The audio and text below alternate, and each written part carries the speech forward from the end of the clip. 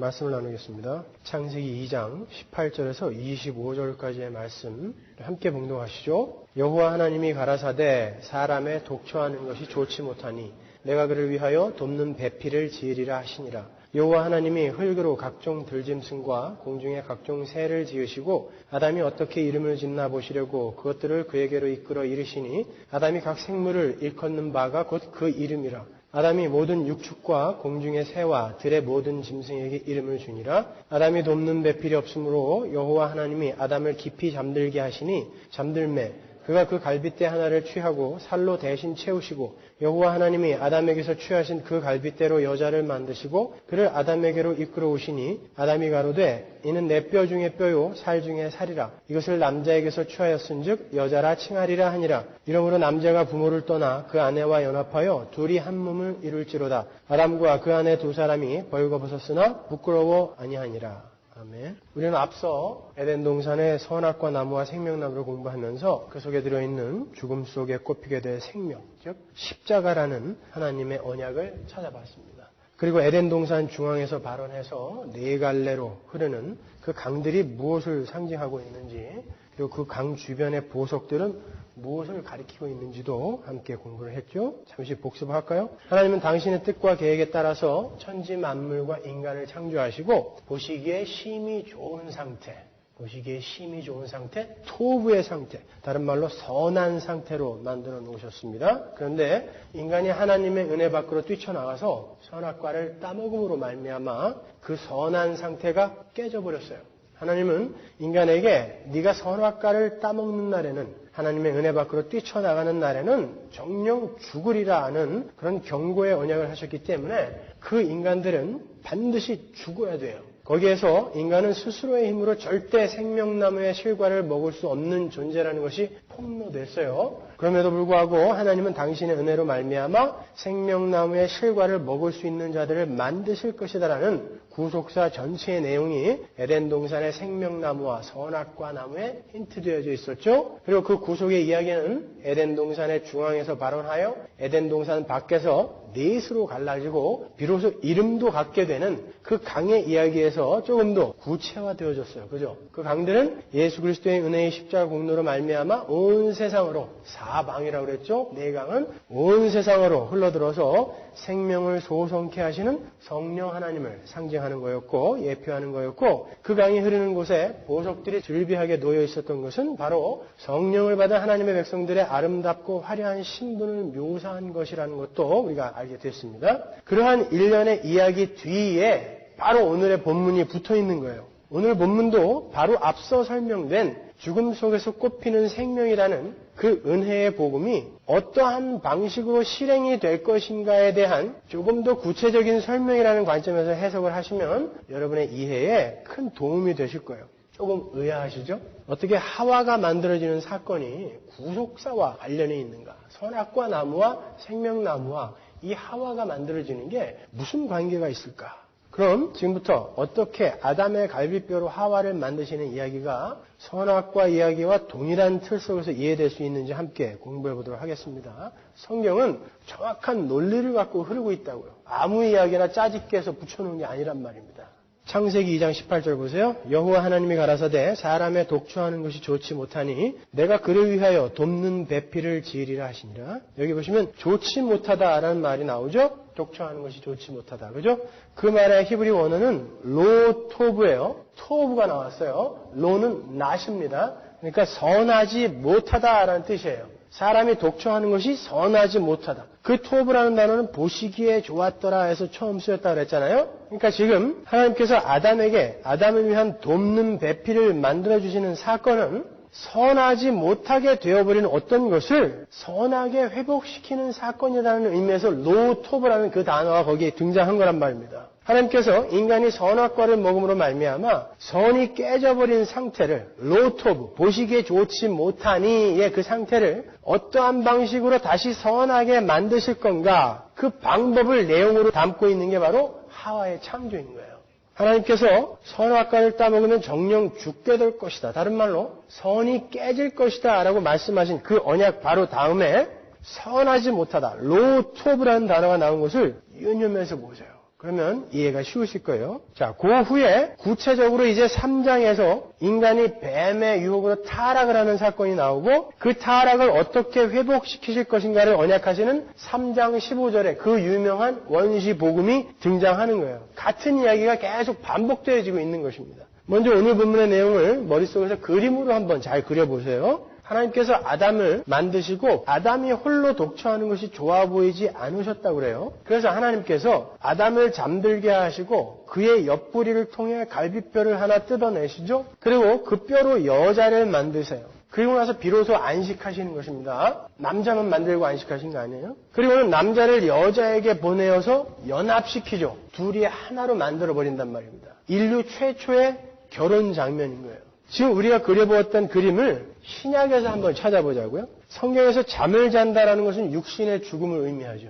신약에서 자신의 신부의 탄생을 위해 옆구리가 뚫려 죽었던 사람이 있었어요. 그런 신랑이 있었죠. 그런데 그 신랑은 부모를 떠나 아버지를 떠나 신부에게로 내려가서 연합을 하는 유니언 크라이스트, 연합을 하는 신랑입니다. 누구죠? 예수 그리스도인 것입니다. 신부인 교회를 탄생케 하기 위해서 하나님 아버지를 떠나서 이 땅에 내려오셔서 자신의 죽음을 통하여 옆구리에서 물과 피를 모두 쏟으시고 자기의 신부와 연합하신 분 예수 그리스도를 예표하고 있는 거예요. 잘 생각해 보세요. 아담이 부모가 있었습니까? 없었죠. 그런데 왜 하나님이 아담 보고 부모를 떠나 여자와 한 몸이 될 것이다 라고 이야기를 할까요? 무언가 예표하고 있는 거란 말입니다. 그것은 뭘 상징하는 걸까요? 하나님 아버지, 부모를 떠나 이 땅에 내려오셔서 교회인 신부, 우리와 함께 연합하게 되는 예수 그리스도를 여기에서 지금 먼저 예표하고 있는 거란 말입니다. 이렇게 잠자는 신랑 아담으로부터 신부인 여자를 만들어내신 오늘 본문의 이야기는 하나님께서 선악과를 따먹고 선악을 알게 되어 참된 선을 깨버림으로 보시기에 좋지 못한 상태로 만들어버린 로토브의 상태로 만들어버린 인간들을 예수 그리스도의 죽으심을 통하여 다시 보시기에 좋은 토브의 상태로 만드실 것이라는 걸 그림으로 보여주는 이야기인 거예요. 증거를 대드릴게요. 우리가 지난 수요 성경 공부 때에도 살펴봤지만 하나님은 많은 곳에서 당신은 우리의 남편이라고 표현을 하세요. 수요 성경 공부를 빠지면 여러분 주일 설교를 이해할 수 없고 주일 설교를 빠지면 수요 성경 공부를 이해할 수 없어요. 제가 창세기하고 요한복음을 의도적으로 같이 시작한 건 같이 맞물려서 가려고 시작한 거란 말입니다. 여러분. 빠지지 말고 오세요. 예레미야 3장 14절 보세요. 나 여호와가 말하노라 배역한 자식들아 돌아오라. 나는 너희 남편임이니라. 그죠? 이사야서 54장 5절. 이는 너를 지으신 자는 내 남편이시라. 마태복음 9장 15절. 예수께서 저희에게 이르실 때 혼인집 손님들이 신랑과 함께 있을 동안에 슬퍼할 수 있느뇨? 그러나 신랑을 빼앗길 날이 이르리니 그때는 금식할 것이니라. 고린도후서 11장 2절. 내가 하나님의 열심으로 너희를 위하여 열심 내노니 내가 너희를 정결한 처녀로 한 남편인 그리스도께 드리려고 준비함이로다. 그죠?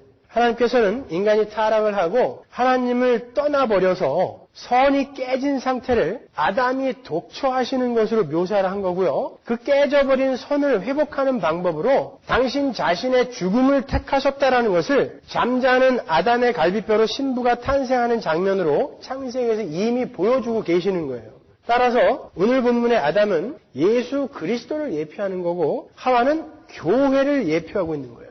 에베소서에서 확인 도장을 찍어주죠. 에베소서 5장 31절. 이러므로 사람이 부모를 떠나 그 아내와 합하여 그 둘이 한 육체가 될지니 창세기의 언어가 그대로 나오고 있어요. 그게 뭐라고요? 이 비밀이 크도다. 내가 그리스도와 교회에 대하여 말하노라. 그렇죠? 창세기의 지금 그 이야기는 교회와 예수 그리스도의 이야기라는 게 확실해졌죠. 그렇죠? 우리가 여기서 아울러 알아둘 것은 교회인 여자는 절대로 자신의 요구나 노력으로 태어나지 않았다라는 사실이에요. 하와가 나 좀 만들어주세요 그랬나요? 하와가 무슨 노력을 했습니까? 하나님의 뜻과 계획에 따라 그냥 무에서 유로 창조가 된 거예요. 교회가 바로 그런 것입니다, 여러분. 우리가 이 하와의 창조 이야기가 교회의 탄생을 예표하고 있다는 것을 인정한다면 구원에 있어서 절대 인간 측에서의 선택이나 공로를 내세울 수 없다라는 것을 우리는 알 수 있는 거예요. 그렇지 않습니까? 하와는 없었던 존재라니까요. 그런 존재에게 하나님이 찾아가셔서 만들어내신 거예요. 교회가 바로 여러분이 그렇게 탄생이 된 것입니다. 그러니까 알메니안주의나 웨슬리안 티올로지 같은 것은 아주 엉터리 교리인 거예요.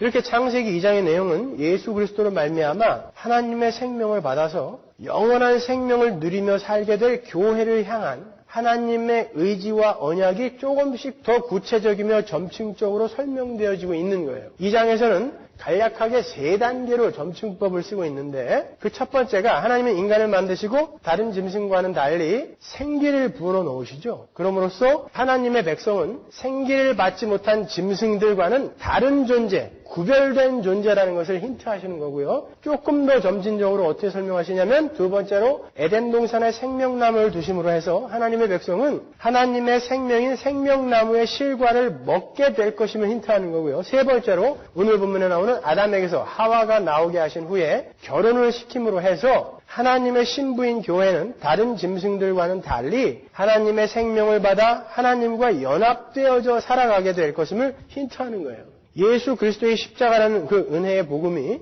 조금씩 밝게 설명되어져 있는 거예요. 성경은 전체가 바로 그 은혜의 복음을 점층적으로 반복하여 설명하고 있는 거예요. 그렇게 점점 밝아지는 계시가 어디에서 완성이 되는가? 계시록 21장 2절이죠. 볼까요? 또 내가 보매 거룩한 성 새 예루살렘이 하나님께로부터 하늘에서 내려오니 거룩한 성 새 예루살렘이 뭐라 그랬어요? 교회. 그죠? 계시록 공부 안 하신 분들은 계시록 테이프를 다 들으셔야 됩니다. 그 교회가 하나님께로부터 내려오는데 그 예비한 것이 신부가 남편을 위하여 단장한 것 같더라. 바로 이 이야기의 출발이 창세기인 것입니다.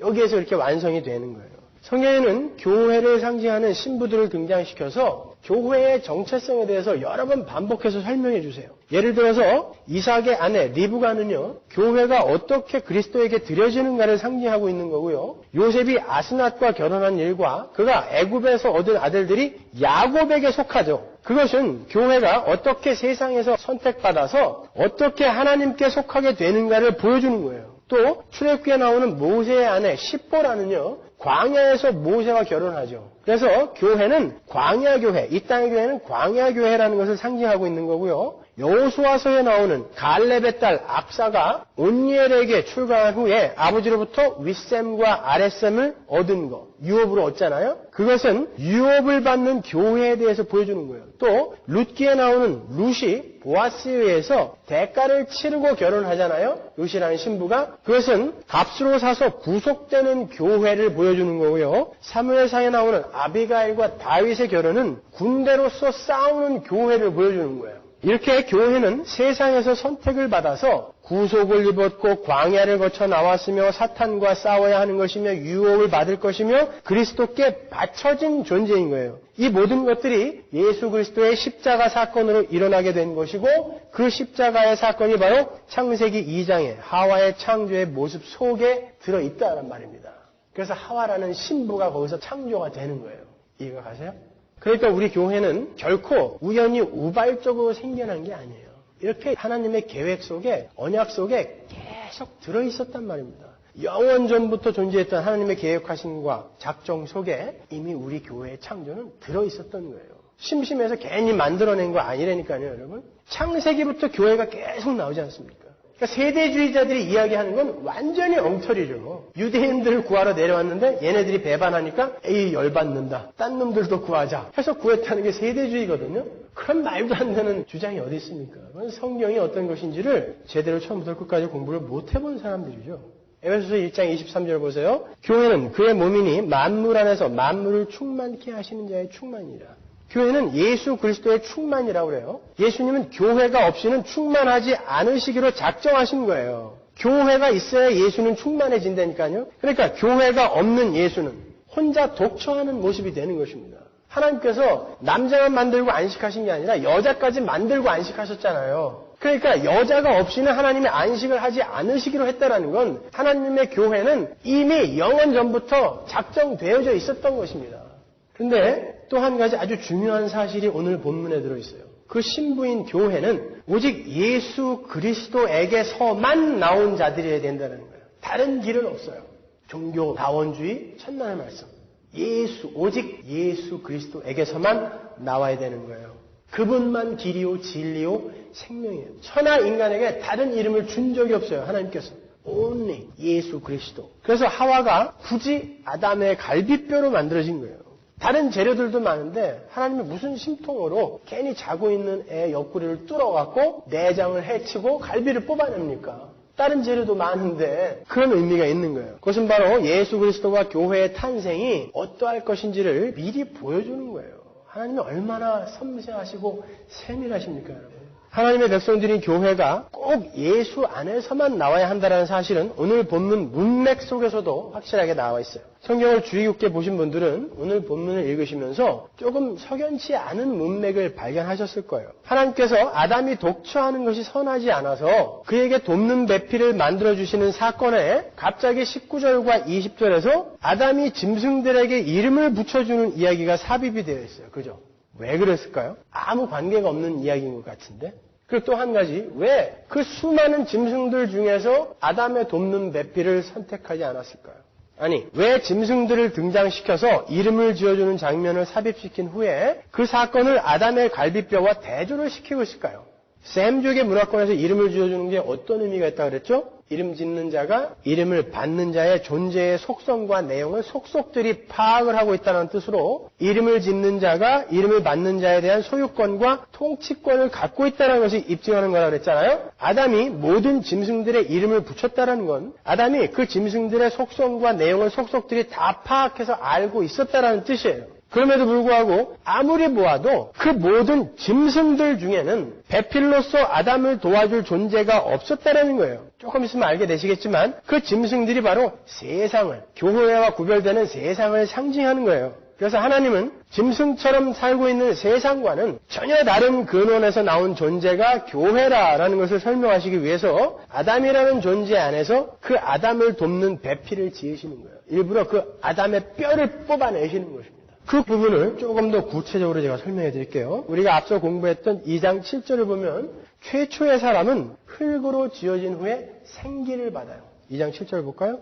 여호와 하나님이 흙으로 사람을 지으시고 생기를 그 코에 불어넣으시니 사람이 생명이 된지라. 여기서 생명이라고 번역이 된 단어는 하인 네페시, 하야예요. 여러분 설명해 드렸죠? 살아있는 하야죠. 산 존재, 하인 네페시. 살아있는 산 존재라는 의미예요. 그런데 하인 네페시라는 단어가 오늘 본문인 19절에도 똑같이 등장합니다. 여호와 하나님의 흙으로 각종 들짐승과 공중의 각종 새를 지으시고 들짐승과 각종 새들도 전부 흙으로 지어진 거예요. 아담이 어떻게 이름을 짓나 보시려고 그것들을 그에게로 이끌어 이르시니 아담이 각 생물을 일컫는 바가 곧 그 이름이라. 여기서 각 생물이라고 번역이 된 단어가 하인 네페시예요. 그 각 생물들 역시 흙으로 지어졌지만 하나님께서 그들에게는 생기라는 것을 불어넣지 않으셨어요. 그래서 짐승들은 하인 네페시 하야가 아니라 그냥 하인 네페시예요. 반면에 생기를 부여받은 인간은 하인 네페시 하야 살아있는 산 존재가 된 거예요. 짐승은 그냥 산 존재인데 인간만 살아있는 산 존재가 된 거예요. 최초의 인간만. 그렇다면 인간에게만 부어진 그 생기는 무엇일까요?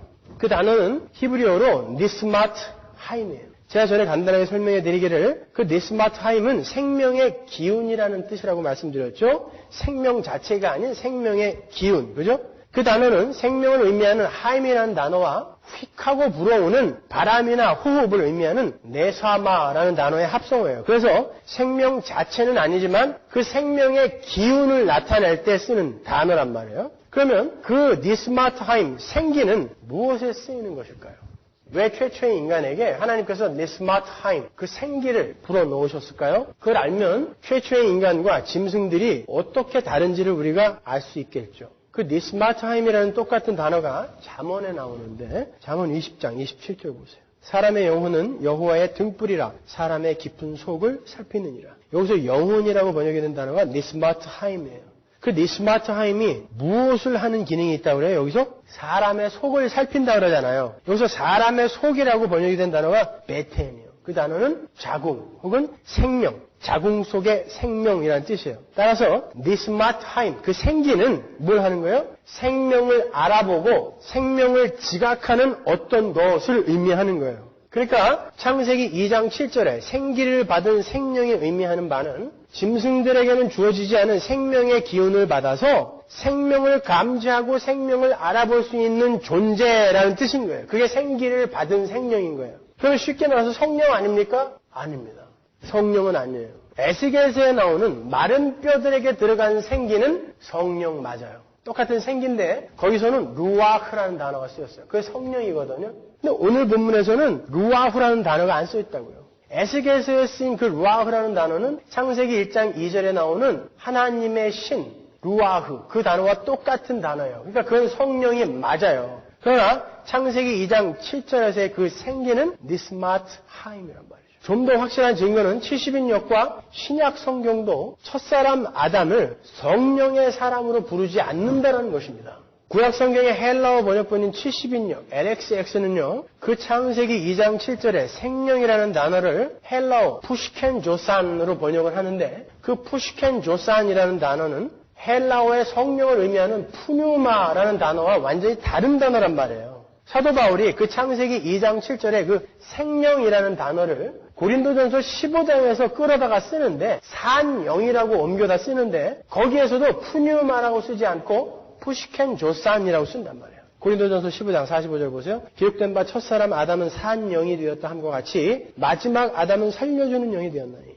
바울이 첫사람 아담을 묘사하는 단어로 푸시켄 조산이라는 70인역의 번역을 따랐다는 것은 첫사람 아담은 성령을 받아서 영원히 살 수 있는 존재가 아니라 living being, 킹 제임스 버전이 잘 번역했는데 living being, 그저 살아서 생명이 무엇인지 감지하고 알아볼 수 있는 존재였지만 생명나무의 실과인 살려주는 영, 예수 그리스도에 의해 거듭나지 못하면 영생을 소유한 자로 살아남을 수 없는 존재였음을 보여주는 거예요.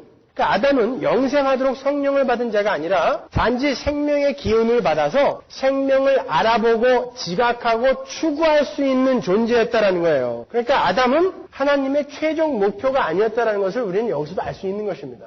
그 아담이 하나님의 최종 목표물이었는데 아담이 죄를 짓는 바람에 급히 다른 계획을 세운 게 아니라 하나님은 아담을 지을 때부터 이 아담이 최종 목적이 아니었단 말입니다. 생명의 기운을 받은 이 아담에서 진짜 생명인 하나님, 성령을 받은 하나님의 교회를 어떻게 만들어낼 것인가를 차츰차츰 보여주는 게 하나님의 계획이었다니까요.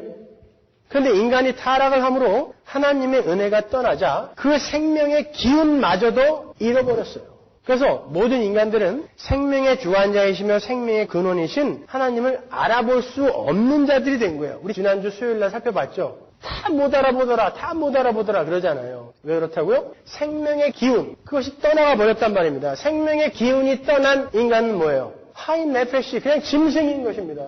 그런 질문이 드시죠. 그럴 거면 뭐하러 줬어? 하나님은 그렇게 생명을 알아보고 지각하고 추구할 수 있는 생명의 기운, 니스마트하임을 인간에게 주심으로 그럼에도 불구하고 생명을 차버린 인간에게 죄책을 물으실 수 있는 근거를 마련한 거예요. 우리에게는 그 생명의 기운이 있었기 때문에 선악과를 따먹는 선택을 한 것에 대해서 우리는 우리의 책임을 하나님께 떠넘길 수가 없게 되어버린 것입니다. 그래서 하나님은 우리 인간들에게 니스마트하임, 생기를 부어주신 것이고 그 안에 어떠한 언약이 들어있냐면은 이제 타락하여 죄를 지은 그 인간들 중에 하나님이 택하신 어떤 백성들에게 이제 생명의 기운 정도가 아닌 생명이신 하나님, 성령 하나님을 부어서 그들을 아예 생명으로 만들어 버리시겠다라는 언약이 창세기부터 기록되어 있는 것입니다. 그게 저녁이 되며 아침이 되니인 것입니다. 언약에서 출발하여 실체로 완성이 되는 것. 그러니까 성경이 말하는 바는 첫사람 아담은 생기, 니스마트하임, 그 생명을 알아볼 수 있고 감지할 수 있는 기운을 받아서 생명을 알아볼 수 있고 감지할 수 있고 추구할 수 있는 존재였고 나머지는 짐승들은 생명이 무엇인지 알아볼 수도 없고 감지할 수도 없고 그 생명을 추구할 수도 없는 존재들이었다라는 것을 비교해 주는 거예요. 그래서 짐승들을 전부 등장시켜 놓고 아담의 갈비뼈를 등장시킨 것입니다. 이 생기를 잃어버린 짐승들에게서는 그들이 하는 어떤 노력과 행위, 그들의 조건 이런 거는 하나님의 신부인 교회가 탄생되는데 아무런 도움이 안 된다는 걸 보여주는 거예요.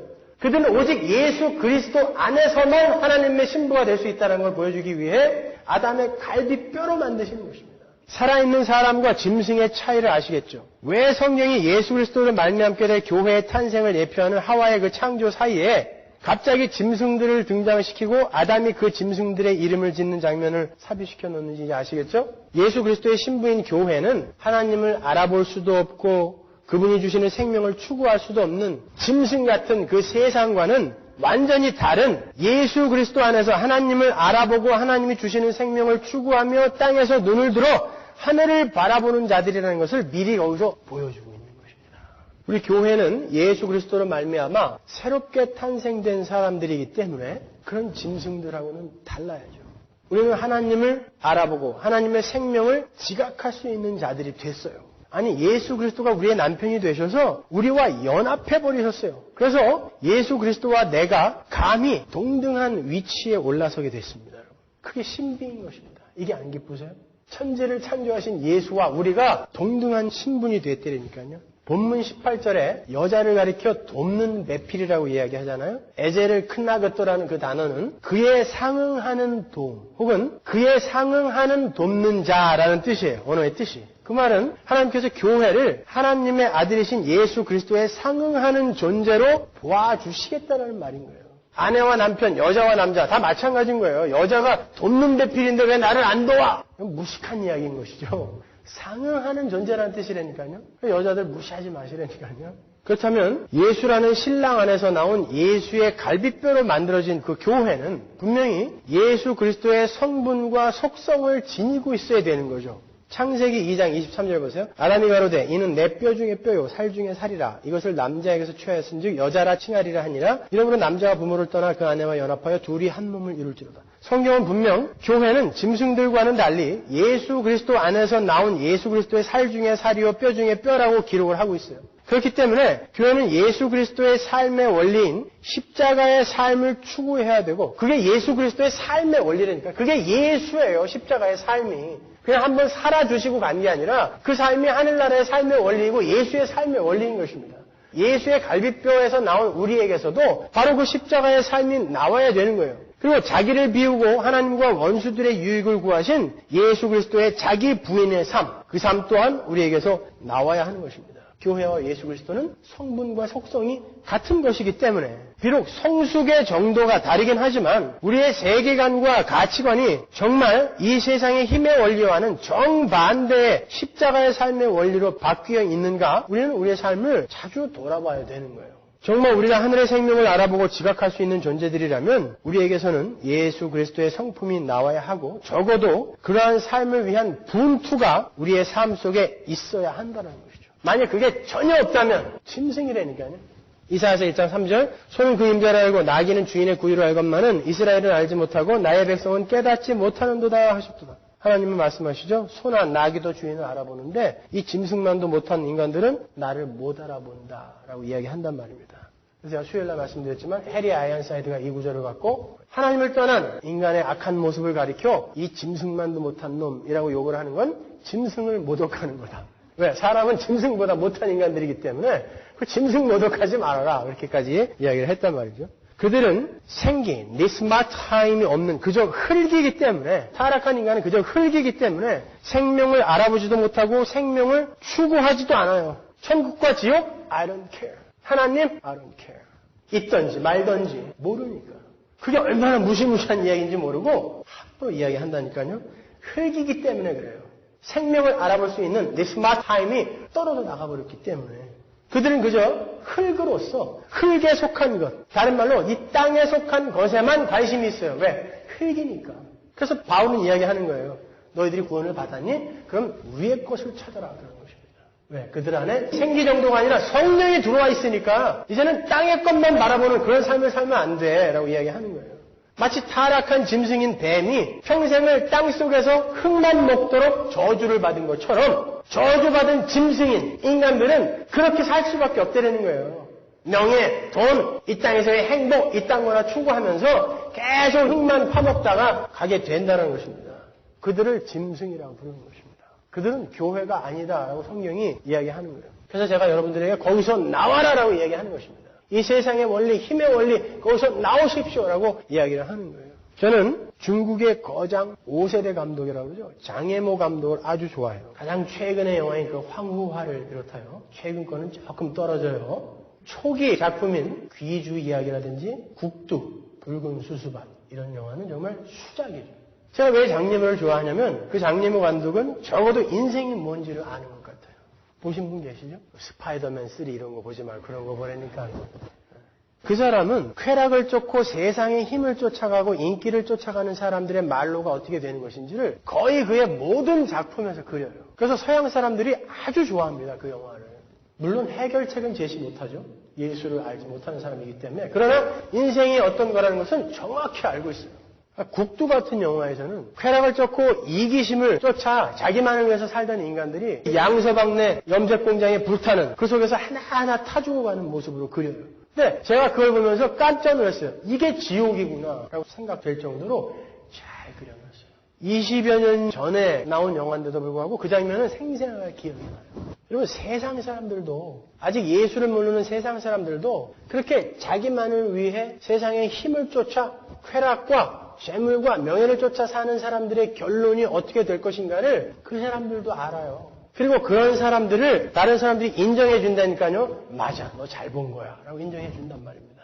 근데 우리는 생명을 알고 생명을 인식하고 추구하는 존재라면서요. 근데 어떻게 그 사람들보다 못하게 산다면 우리가 어찌 짐승이 아니라 말할 수 있겠습니까, 여러분? 우리는 이렇게 최초의 결혼이 무엇을 의미하고 있다는 것을 배웠어요. 그렇다면 이제 하나님께서 우리에게 허락하신 결혼이라는 것을 우리는 어떻게 이해하며 어떠한 삶으로 그 생활을 채워야 하는지가 이제 자명하게 드러나죠. 하나님은 천국에 있지도 않은 그 결혼이라는 제도를 이 땅에서만 우리에게 주심으로 그 속에서 예수 그리스도의 십자가의 필연성과 하나님의 무한하신 은혜를 체험하며 예수 그리스도의 신부로서의 삶을 잘 훈련하고 오라고 우리에게 결혼이라는 것을 허락하신 거예요. 고린도전서 6장 20절 보세요. 값으로 산 것이 되었으니 그런즉 너희 몸으로 하나님께 영광을 돌리라. 제가 시간이 없어서 마지막 구절만 읽었는데 사도 바울이 고린도전서 6장에서 음행에 대한 경고를 하고 마지막 결론으로 던지는 것이 음행으로 몸을 더럽히지 말고 하나님께 영광을 돌리라예요. 그러니까 그 말은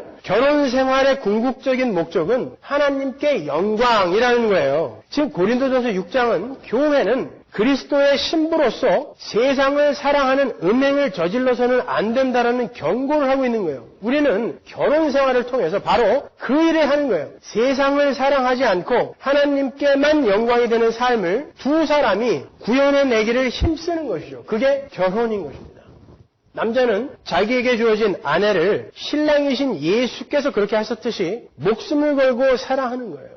옆구리가 뚫리고 갈비뼈가 떨어져 나가도 내 신부가 예수 그리스도의 전결한 신부로 완성되어져 간다면 각오하는 것입니다. 여자는 하나님께 순종하며 전적으로 하나님의 삶을 의뢰하고 의존해야 하는 교회의 삶을 그 가정 속에서 살아야 되는 거예요. 잘못하면 남편과 아내의 역할을 지배와 피지배의 관계로 오해하실 수 있어요. 아니에요. 잘 생각해 보십시오. 아내의 유익을 위해 자기의 목숨까지도 내어주는 신랑의 삶을 한마디로 요약하면 무슨 삶이에요?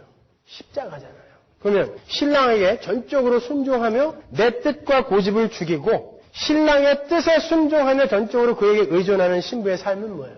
십자가인 것입니다. 똑같은 거예요. 우리는 그렇게 결혼 생활을 통해서 남편은 예수의 역할에 충실하고 아내는 교회의 역할에 충실하면서 모두가 공히 참 신랑이신 예수 그리스도에게 순종하며 복종하는 예수 그리스도의 신부로 지어져 가게 되는 거예요. 그렇게 예수 그리스도의 신부로 지어져 가는 남편과 아내의 삶 속에서 예수 그리스도의 성품인 사랑과 온유와 인내와 절제 같은 것이 나오죠. 그걸 뭐라 그런다 그랬어요? 하나님의 영광이라고 하지 않았습니까? 결혼 생활이라는 것이 바로 그러한 이유에서 우리에게 주어진 것이기 때문에 니들끼리 만나서 잘 먹고 잘 살고 천년만년 벽에 모칠할 때까지 살고 와라 이렇게 해서 주신 게 결혼이 아니라 하나님의 영광을 드러내는 것으로 우리에게 주어진 것이기 때문에 여러분이 사랑과 인내와 용서와 온유와 절제와 같은 그런 예수 그리스도의 성품을 드러낼 수 있도록 여러분의 배우자가 전부 그렇게 성인군자가 아니고 조금 모자라거나 답답하거나 표독스럽거나 포악한 것입니다. 생각해 보세요. 여러분이 하나님의 영광을 가정에서 드러내려면 여러분이 하나님의 성품인 사랑과 온유와 절제와 인내 같은 것을 드러내야 되는데 여러분의 배우자가 요만큼도 나무랄 데가 없는 그런 완벽한 인간이라면 그 가정에서 어떻게 사랑이 나오고 인내가 나오고 용서가 나옵니까? 그 가정에 왼수가 있어야 사랑이 나올 거 아니에요.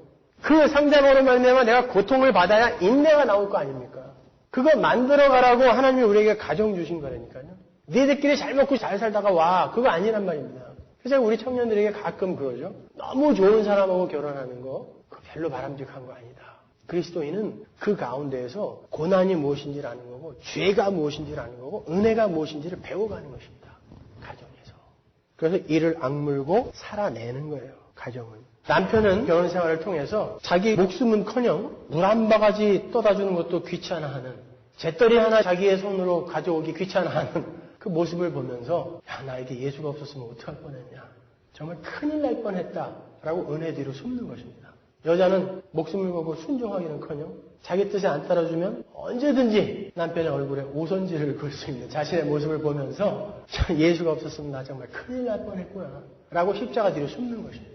그렇게 순간순간 예수 그리스도의 은혜 뒤로 이렇게 숨다 보면 우리는 그 은혜가 너무 감사해서, 그럼에도 불구하고 나를 용서해 주신 그 은혜가 너무 감사해서 아내를 위하여 목숨을 바치는 남편으로, 남편에게 목숨 걸고 순종하는 아내로 지어져 가는 거예요. 그걸 거룩이라고 하고, 그걸 하나님의 영광을 드러내는 삶이라 하고, 그걸 그리스도의 신부로 성숙되어져 가는 삶이라고 부르는 것입니다. 바로 이것이 부부가 그들의 관계 속에서 지향해야 할 목표 지점인데, 다른 것들에 자꾸 관심을 두니까 평생을 살아도 왼수로 사는 거예요. 이거 한국에서 그 유명한 여론조사 기관에서 30대, 40대 기혼 여성에게 당신에게 만약 007 같은 살인 면허가 주어지면 누구를 제일 먼저 죽이겠습니까? 라고 질문했어요. 1위가 남편이었어요.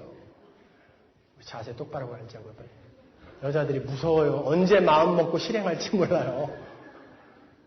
왜 그렇습니까?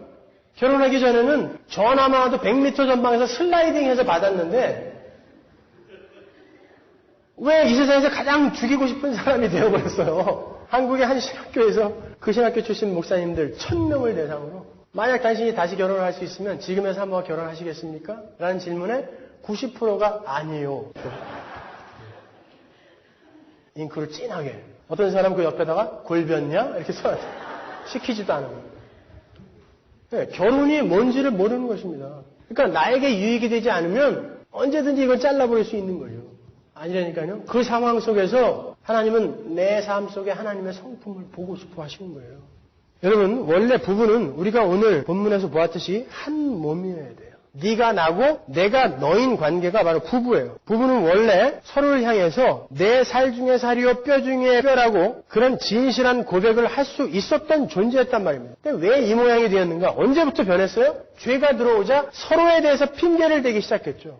죄 때문에 이렇게 된 것입니다. 아담이 하나님한테 뭐라고 그랬어요? 너 왜 따먹었어? 그랬더니 당신이 만들어준 여자 때문에 따먹었습니다. 그래서 하나님의 통치권까지 박살내버린 것입니다. 죄는 그렇게 무서운 거예요. 그 후로 타락한 인간들의 부부관계 속에서는 하나님의 통치권도 상실되었고, 야, 하나님이 나에게 그분의 주권 속에서 이렇게 이런 가정을 허락하셨구나. 이런 통치권도 없어. 재수 더럽게 없다. 내가 그 많은 사람들 중에 어떻게 너 같은 걸 만나니? 이러면 안 되니까요. 그건 하나님의 통치권마저도 박살내버린 거예요. 그리고 서로에 대한 순종과 사랑도 상실이 되어버린 거죠. 왜? 짐승이니까. 이제 부부는 한 몸이 아니라 각자가 자기의 유익만을 위해서 상대방을 갉아먹고 싶어하는 거머리같이 되어버린 거예요.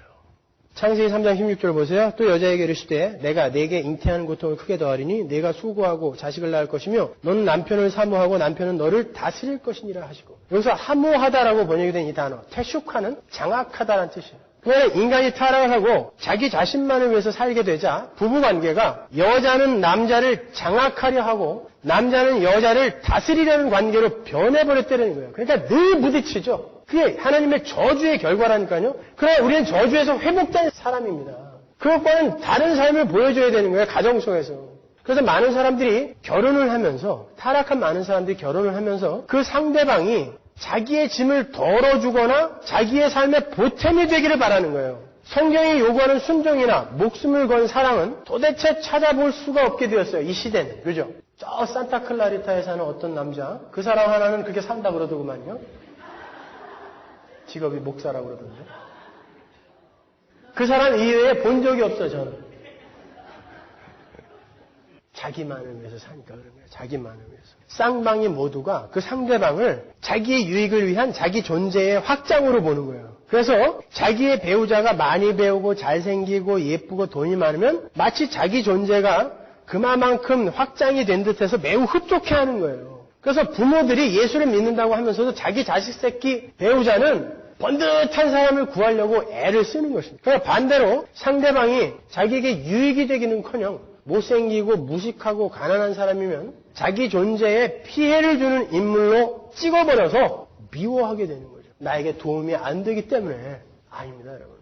그러한 삶은, 그러한 이기적인 삶은 상대방이 어떻게 되든 말든 나의 유익을 위해 서로에게 핑계를 대었던 타락한 하나님의 그 생기를 잃어버린 짐승인 아담의 삶인 거예요.